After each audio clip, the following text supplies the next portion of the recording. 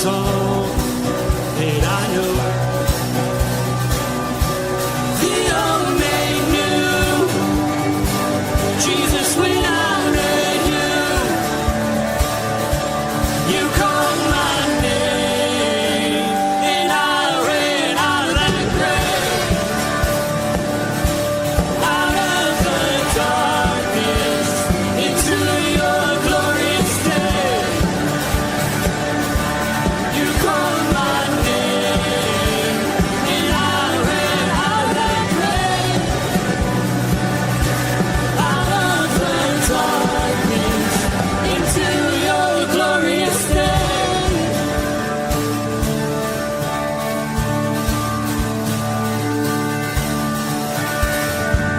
I needed rescue, my sin was heavy, but chains break at the weight of your glory. I needed shelter, I was an orphan, now you call me citizen of heaven.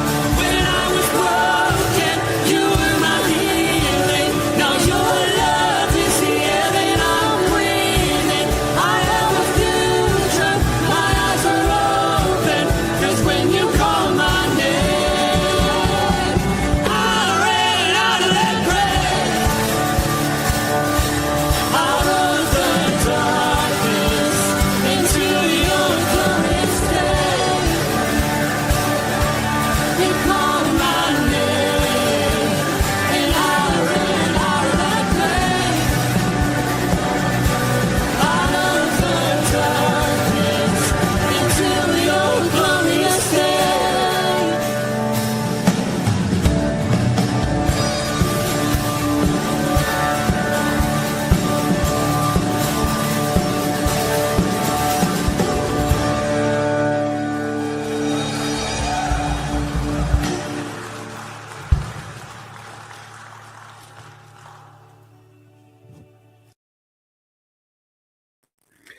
Good morning, Rooted Men. Pastor Tom, Firmly Rooted Church. Great to have all of you on board on this Monday morning.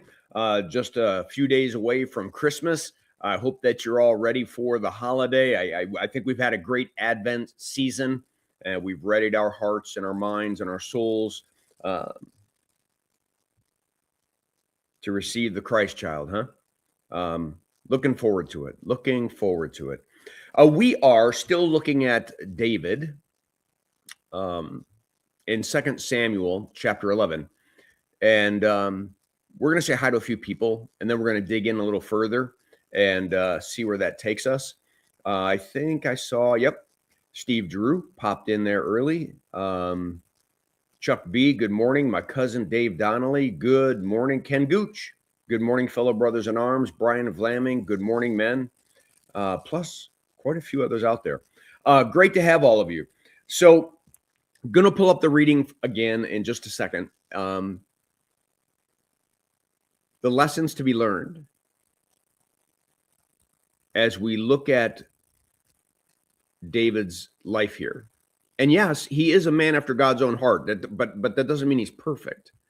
And so we're learning things about the human nature, right?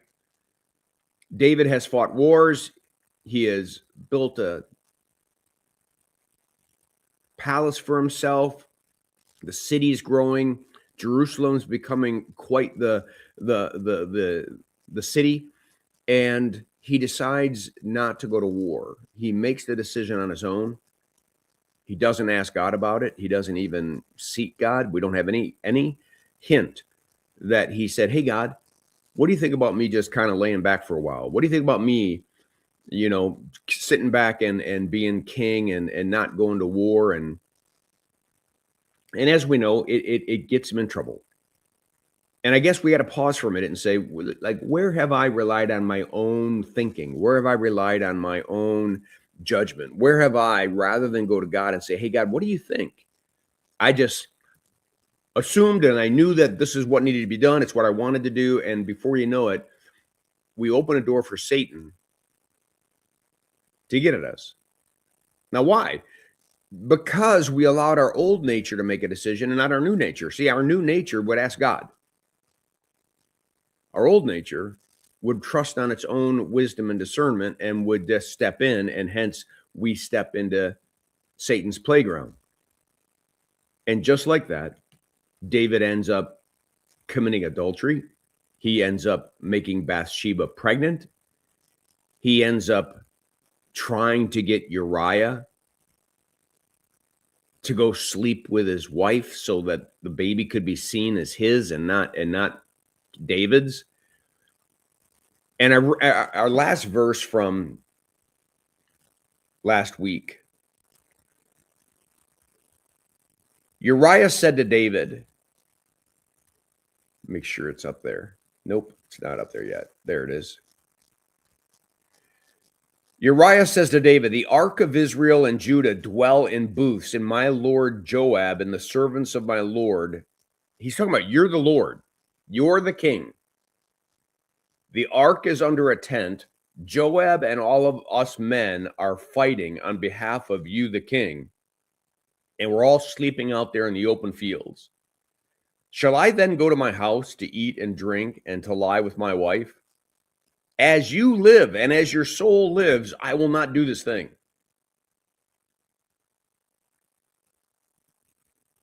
Now listen, he has every right to go home. He has every right to sleep with his wife. But for the most noble reasons and a deep respect for David the king and other men who are fighting wars on behalf of the nation, he refuses to do what he has a right to do. David did what he wanted to do and had no right to do it. And he's still not waking up. David is still plowing down this path. David said to Uriah, remain here today also and tomorrow, and I will send you back.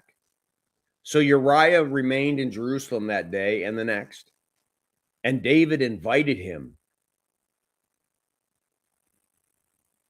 And he ate in his presence and drank so that he made him drunk. Do you see it?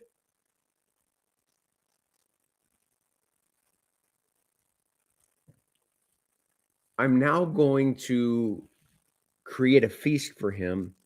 I'm going to make him drunk. And I'm going to do everything I can to have him break his vow to God and to his fellow troops and go sleep with his wife, which he has a right to do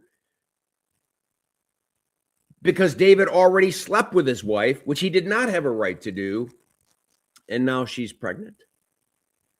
Just notice every step is just like adding to the problem. It's every step that David is taking, rather than repenting, trying to control the situation, trying to feel like he can figure this out and he can put all the pieces together and no one's ever going to know, right?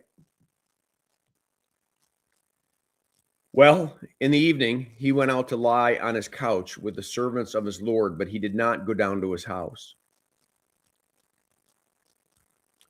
In the morning, David wrote a letter to Joab and sent it by the hand of Uriah. Listen, Uriah, the husband of Bathsheba, is carrying a note to the general Joab.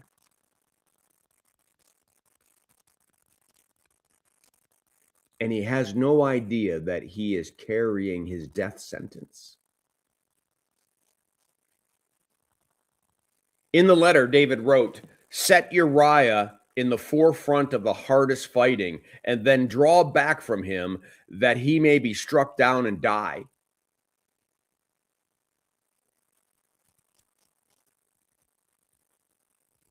And as Joab was besieging the city, he assigned Uriah to that place where he knew there were valiant men.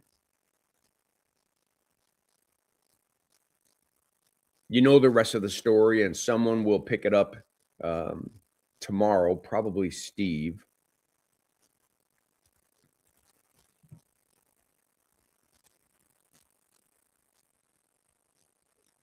Can you slow this thing down in your mind? Can you see where maybe I have done something similar? Thinking that we could cover it up, thinking that we could mask it up, thinking that we could force it to all work out, when all we really needed to do was repent.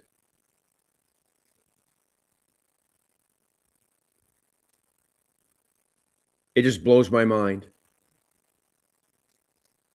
that Uriah carries his death sentence letter from King David to Joab, and he has no clue. He's innocent. He's innocent. With highest of integrity, he chose not to go back home and sleep with his wife until all the other soldiers could come home. He respected and honored the king.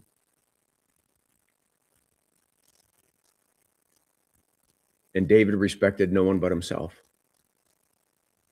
Selfish and self-centered, willing not only to cheat on another man's wife or with another man's wife, but then have him killed as a massive cover-up. If you're not going to sleep with your wife, then I got to kill you so I can have your wife. Yikes. Yikes. I mean, that's the kind of crud that you got to get rid of. That's the kind of stuff that sinks into the soul, and Satan can just jam it down our throats, and we got to let go. We got to take these things to the cross and see them attached to Jesus on that cross. We're going to continue down this road this week, and next week we're going to look at Psalm 51 and David's writing of a psalm that is his spiritual reaction to all that took place. But we're not yet done looking at the situation that David is in, and so we'll finish that out in the next couple days before Christmas, and we'll hit the rest the next week.